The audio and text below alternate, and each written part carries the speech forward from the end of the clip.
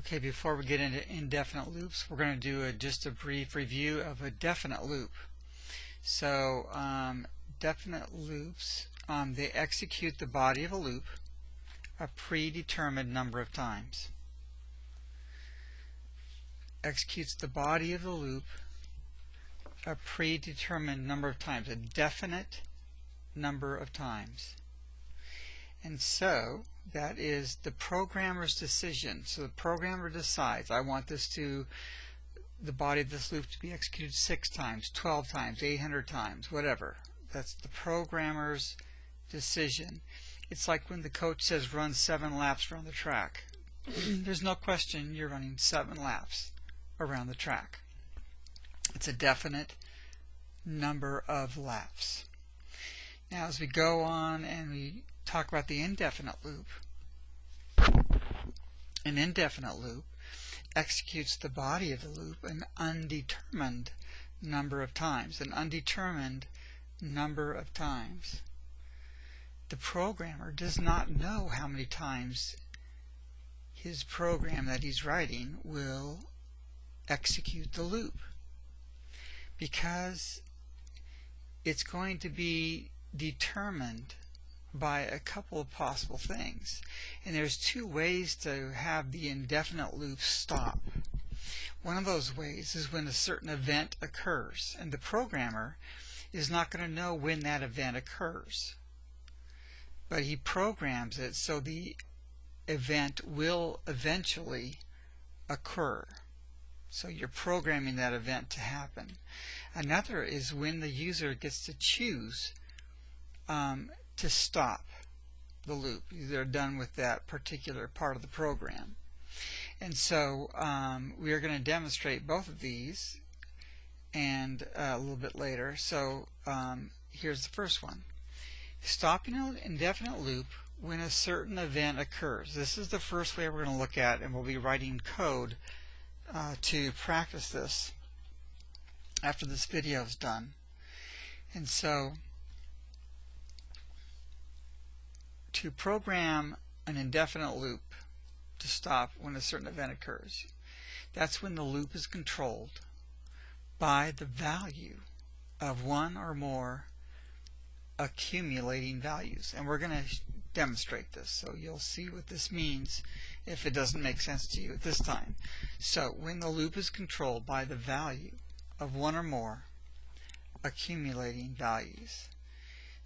And now remember, an example of accumulating variables is when you take is typically going to be for a running total, and then the total amount is going to be equal to the total amount plus some other amount. It could be times another amount as well. So total points is assigned total points plus points. That's an example of an accumulating variable. It increases more and more. Okay, then this is like the coach saying, let's run for 10 minutes, see how many laps you do. In other words, the coach doesn't know how many laps you're going to run, but the event that's going to occur is the time becoming 10 minutes of running. And so when that event occurs, then you will stop running laps, and at that point you'll know how many laps you ran. So we're going to take a look at a program, a savings program. So here's what happens. Let's say that you have, let's get this out here. So let's say that you have a savings balance of $25 right now. You have $25 in the savings account, and you're going to attempt to see this the amount in the savings account double each month. And the target, your goal, is to get $1,200 into your savings account. And so you want to see how many months it will take to reach $1,200 if, starting at $25, you double that each month.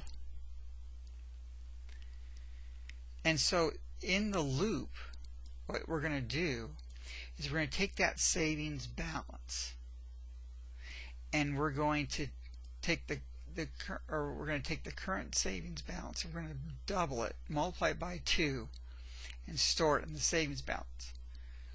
And then we're going to add 1 onto the month so we can keep track of the number of months.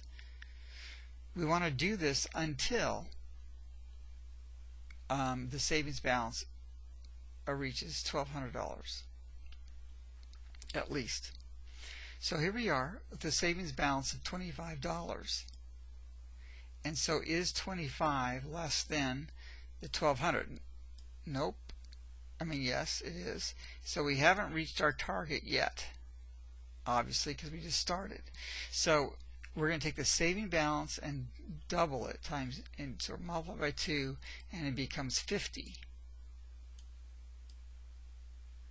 And then we're going to add 1 to months. So now in the first month, after the first month, we now have $50 in the savings account. Well, is this 50 less than 1,200? Yes. And so we're going to go and double it again. And then that's now 2 months because we're going to add 1 to months. And then is 100 less than 1,200? No. I mean, yes, sorry. And then we're going to double it again. So it becomes 200. And that's for 3 months. Doubles again. Except I don't know how to double. And that's going to be for 4 months. So then it doubles again. And that will be 5 months. Doubles again.